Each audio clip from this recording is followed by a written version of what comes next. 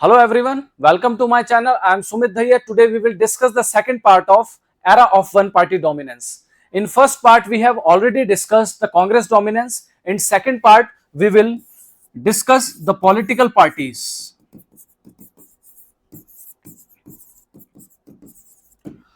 So what do you mean by the political parties? Political party is an organized group of people, ठीक है, with similar political ideology, with similar political opinion and with the similar political aim. ये एक ऐसा group है लोगों का जिनकी same political ideology है, सेम पॉलिटिकल एम है और सेम पॉलिटिकल व्यूज हैं, ओपिनियंस हैं किसी भी इशू के लिए जो उनकी कंट्री में हो रहे हैं या उनकी कंट्री से बाहर हो रहे हैं. जैसे अगर हम समझें और डीपली इसको, तो we know that there are two types of ideologies. One is the capitalist ideology, other is the socialist ideology. Capitalist ideology क्या है? कैपिटलिस्ट आइडियोलॉजी वाली पार्टीज बिलीव करती हैं फ्री इकोनॉमी में. इस टाइप की आइडियोलॉजी ये बिलीव करती है कि इकोनॉमी के अंदर किसी भी तरह का गवर्नमेंट इंटरफेयर नहीं होना चाहिए, ठीक है, and economy will run on the free forces of demand and supply. On the other hand socialist parties इस चीज में बिलीव करती हैं कि गवर्नमेंट इंटरवीन कर सकती है, रेगुलेट कर सकती है इकोनॉमी को, सो दैट जो डाउन ट्रोडन सेक्शंस हैं उनका सोशल वेलफेयर हो सके, ठीक है, लोगों के बीच में इक्वालिटी मेंटेन कर सकें, ठीक है. So this is the ideology of capitalism and socialism. So capitalist ideology की पार्टीज का पॉलिटिकल एम क्या होगा? कैपिटलिस्ट आइडियोलॉजी की पार्टीज का पॉलिटिकल एम होगा सोली इकोनॉमिक ग्रोथ. ये सिर्फ इकोनॉमिक ग्रोथ पे फोकस करेंगे. On the other hand socialist parties जिनकी आइडियोलॉजी सोशलिस्ट लाइंस पे है उनका क्या होगा? Equality, social welfare and economic growth. तो इनका सोल जो फोकस है वो सिर्फ इकोनॉमिक ग्रोथ नहीं है, ठीक है, उसके साथ साथ ये सोशलिस्ट लाइंस पे चल के इक्वालिटी और सोशल वेलफेयर भी देना चाहती हैं two different groups of the society. But their main focus is only the economic growth for those parties who are just running government और govern on the political lines, ठीक है. सो जिन कैपिटलिस्ट पार्टीज इस लाइन पे चलेंगी and socialist parties इस line पे गवर्न करेंगी. सिमिलरली उनका जो ओपिनियन होगा ऑन एनी पॉलिटिकल इशू और any issue which is just going on in their country और आउटसाइड देयर कंट्री. जैसे फॉर एग्जांपल रिसेंटली अगर अभी अपन एक इशू देखें हमारी कंट्री के अंदर, cutting of forest, that is deforestation.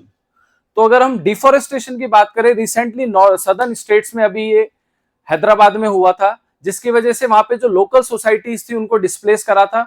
बहुत सारे वाइल्ड एनिमल्स वहां पे उनकी किलिंग्स हुई थी, वाइल्ड एनिमल्स की. तो इसकी वजह से कैपिटलिस्ट जो गवर्नमेंट्स हैं वो उनको क्या करती है, इस चीज को सपोर्ट करती है, क्योंकि इससे क्या हो रहा है, इकोनॉमिक ग्रोथ होगी, वहां पे इंडस्ट्री सेटअप करेगी गवर्नमेंट, कोई इकोनॉमिक प्रोजेक्ट लाया जाएगा, उससे इकोनॉमिक ग्रोथ होगी कंट्री की. बट सोशलिस्ट लाइन की जो पार्टीज हैं वो इसको सपोर्ट नहीं करेंगी, क्योंकि उससे वहां के जो ट्राइबल्स लोग हैं उसको बहुत परेशानी होगी. इससे फ्यूचर में हमें एनवायरमेंटल इफेक्ट्स देखने को मिलेंगे, नेगेटिव इफेक्ट्स देखेंगे हम, environmental effects because of deforestation, because of cutting of forest. So we see how the different peoples just bind with their ideology, just connected with their ideologies, ठीक है, their opinions and political aim mainly connected to their ideology or the party from which they belong. So basically party एक ऐसा organised group है लोगों का जो कि अपने political thoughts, political ideology, political um, opinion से बाइंडेड हैं, जुड़े हुए हैं, ठीक है. So this is the meaning of political party. So features of party system in India. In India we have multi-party system. There are two type of systems in democratic governments. One is multi-party system and other is dual party system.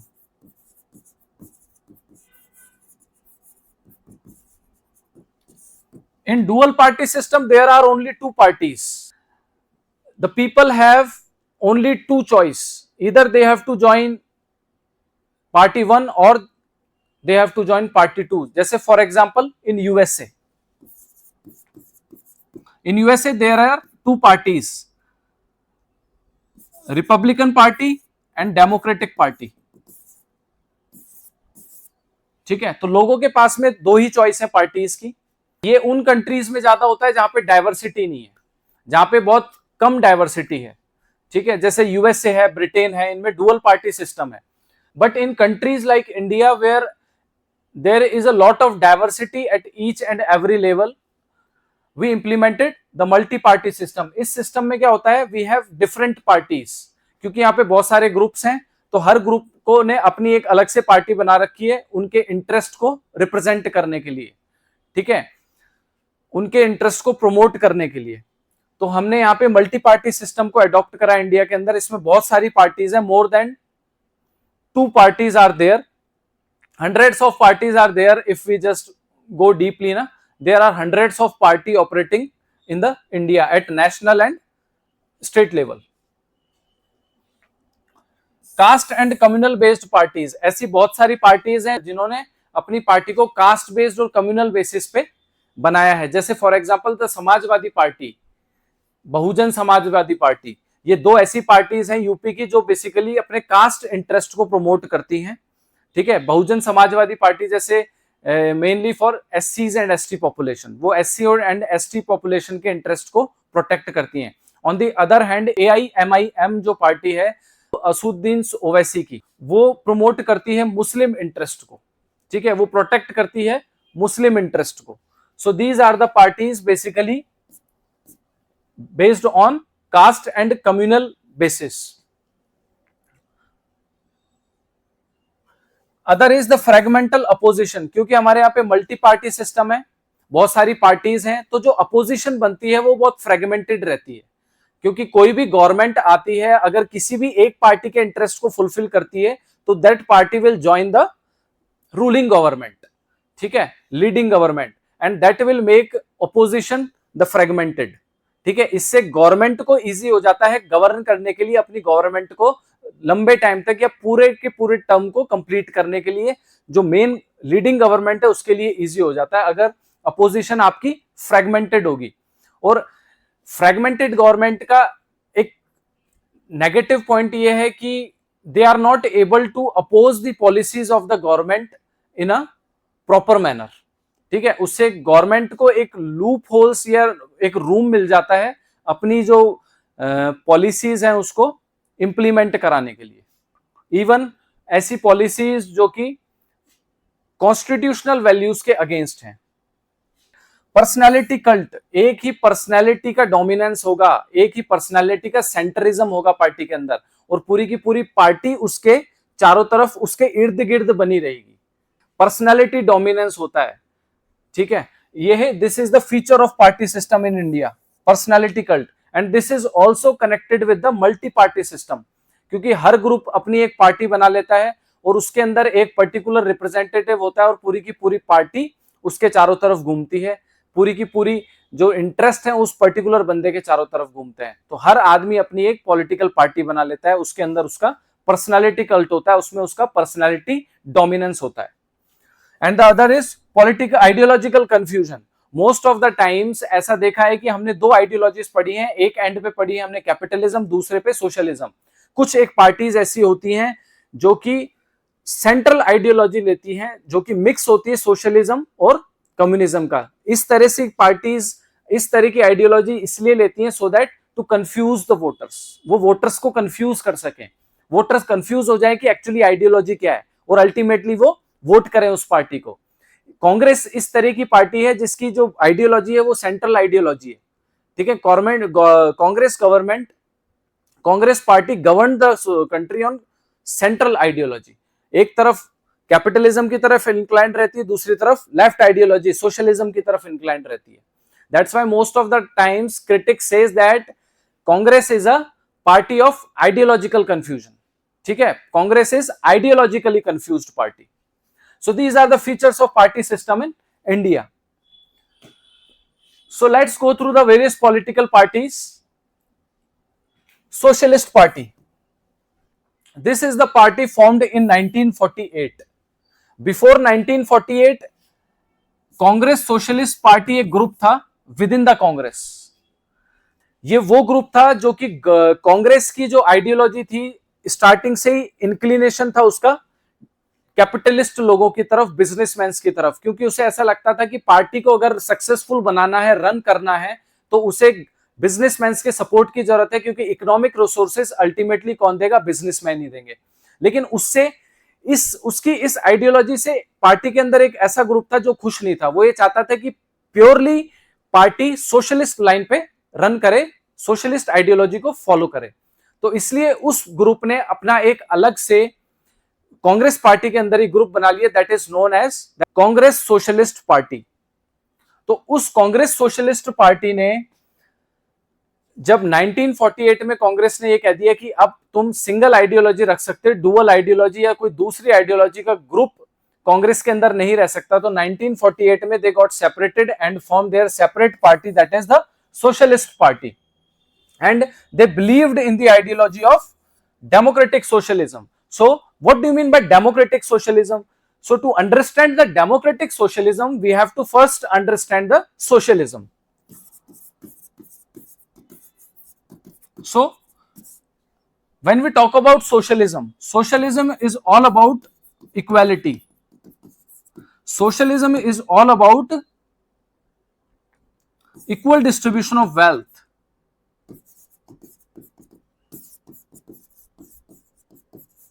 ठीक है, यहां पे तुम एक limit तक private property रख सकते हो, उसके बाद में अगर तुम्हारे पास लिमिट से ज्यादा प्राइवेट प्रॉपर्टी है तो गवर्नमेंट उसको ले लेगी और डिस्ट्रीब्यूट कर देगी बिटवीन द डिफरेंट सेक्शंस और down trodden sections of the society. ठीक है, so this is the socialism. यहां पे इक्वालिटी है, इक्वल डिस्ट्रीब्यूशन ऑफ वेल्थ है, और फ्री इकोनॉमी नहीं है यहां पे. ठीक है, मार्केट बेस्ड इकोनॉमी नहीं है, या इसको ऐसे लिख लेते हैं अपन, सेंट्रली प्लान्ड इकोनॉमी.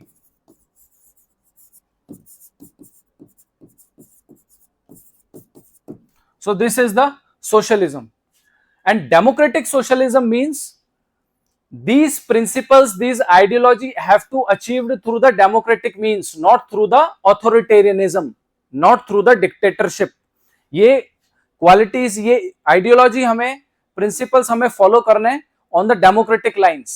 जोर जबरदस्ती नहीं होगी लोगों के साथ में, फोर्सफुली हम ये प्रिंसिपल्स को फॉलो नहीं करेंगे. We have to follow these principles on the democratic lines. So this is the ideology of socialist party.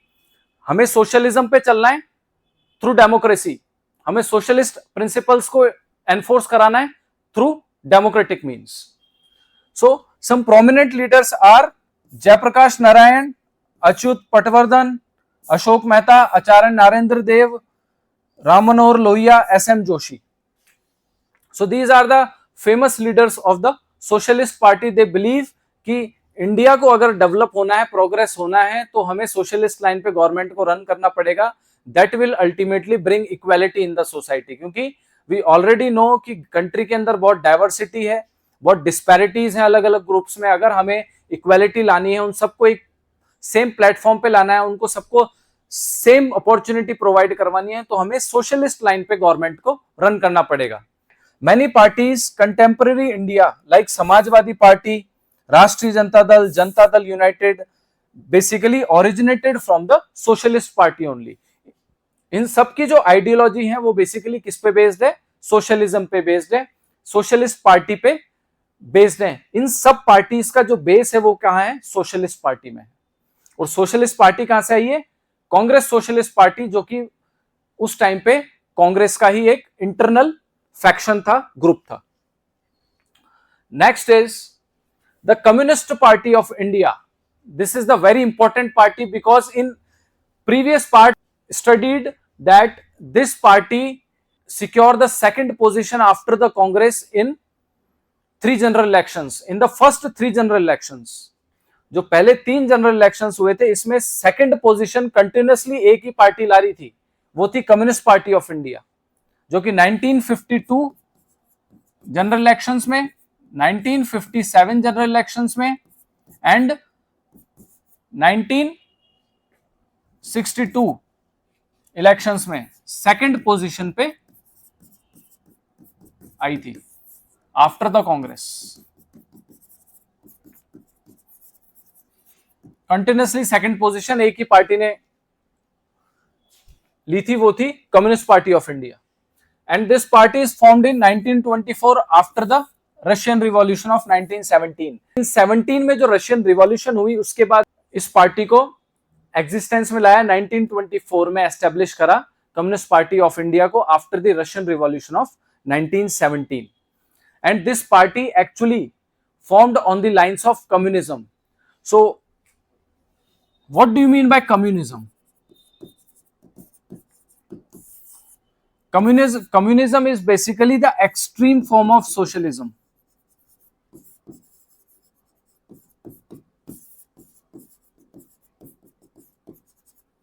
ठीक है, एक्सट्रीम फॉर्म ऑफ सोशलिज्म है। इसमें हम क्लासलेस सोसाइटी की बात करते हैं, इसमें हम क्लासलेस सोसाइटी की बात करते हैं, इसमें हम बात करते हैं ऑथोरिटेरियनिज्म की।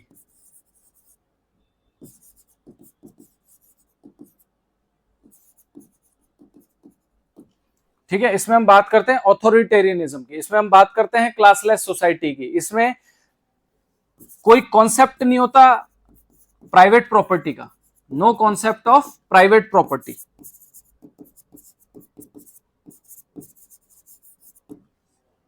प्राइवेट प्रॉपर्टी का कोई कॉन्सेप्ट नहीं होता। वहीं हमने सोशलिज्म में पढ़ा है ऑथोरिटेरियनिज्म नहीं है, क्लासेस हैं बट उनको हमने इक्वालिटी पे ला दिया है। ठीक है, उनको हमने सोशल वेलफेयर प्रोवाइड करा है so that they can compete with the higher classes. वहीं वहां पे कॉन्सेप्ट था प्राइवेट प्रॉपर्टी का, लेकिन एक लिमिट तक। यहां पे कोई कॉन्सेप्ट नहीं है प्राइवेट प्रॉपर्टी का। जो भी रिसोर्सेज हैं अल्टीमेटली कौन होल्ड करेगा? गवर्नमेंट होल्ड करेगा। So communism is basically the extreme form of socialism. So Communist Party of India based on and worked on communism. It was the largest opposition party in the first general election, believed in reduced taxes, welfare of labor, peasants, land reforms, nationalization of industries, etc. Some prominent leaders were A.K. Gopalan, S.A. Dangi, E.M.S. Namudripad. He was the Chief Minister of Kerala. In previous part we have already studied. P.C. Joshi, Ajay Ghosh, P. Sundarya, etc. The party's support was more concentrated in West Bengal, Kerala, Tripura, Andhra Pradesh and Bihar. The reason is the labor class. In states में labor class थी plus education level थोड़ा high था। ठीक है, specially in West Bengal and Kerala उस time पे जो intelligentsia था वो वहां यहाँ पे था, तो दैट्स वाई इन जगह पे कम्युनिज्म का बहुत अच्छा होल्ड था। The party was split in 1964। 1964 में कम्युनिस्ट पार्टी स्प्लिट हो गई because of 2 reasons. The first reason is ideological rift between the China and Soviet Union. अब चाइना और सोवियत यूनियन में आइडियोलॉजिकल रिफ्ट हुआ क्यों? क्योंकि सोवियत यूनियन में कुछ चेंजेस की वजह से अब वहां के जो लीडर्स थे, specially after the death of Stalin, जो वहां पे जो लीडर्स आए, क्रूशेव आया, उन्होंने इस चीज को सपोर्ट करा कि अब हमें वेस्ट के साथ में, जो वेस्टर्न कंट्रीज हैं उनके साथ में हमारे रिलेशन लिबरल कर लेने चाहिए, हमें अपने रिलेशंस को इंप्रूव करना चाहिए। But China was against this, that's why they got separated ideologically. ठीक है, एक कम्युनिज्म लिबरल हो गया जो कि वेस्ट की तरफ रहता है, थोड़ा सपोर्ट करता है वेस्ट को। एक कम्युनिज्म एक्सट्रीम हो गया that is totally against the relation, liberal relations with the West. तो कम्युनिस्ट पार्टी ऑफ इंडिया इसलिए 2 पार्ट्स में डिवाइड हो गई, communist party of India and CPI-M। China war भी इसके पीछे एक रीजन था, वॉर विद चाइना भी इसके पीछे एक रीजन था कि जो पार्टी है कम्युनिस्ट पार्टी ऑफ इंडिया वो 2 पार्ट्स में डिवाइड हो गई। One is CPI and other is CPIM. ठीक है, CPI is pro Soviet union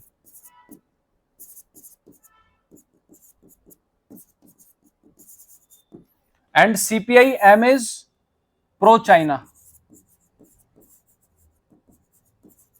This is extreme form of communism and this is liberal form of communism. So this is the Communist Party of India. Other is Bharatiya Janasangh. So Bharatiya Janasangh established in 1951 by the Shyama Prasad Mukherjee. Actually Shyama Prasad Mukherjee जो थे ना, इनकी personality थोड़ी extreme personality के थे. ये believe करते थे in the cultural dominance, cultural uniformity में बिलीव करते थे ये लोग. ठीक है.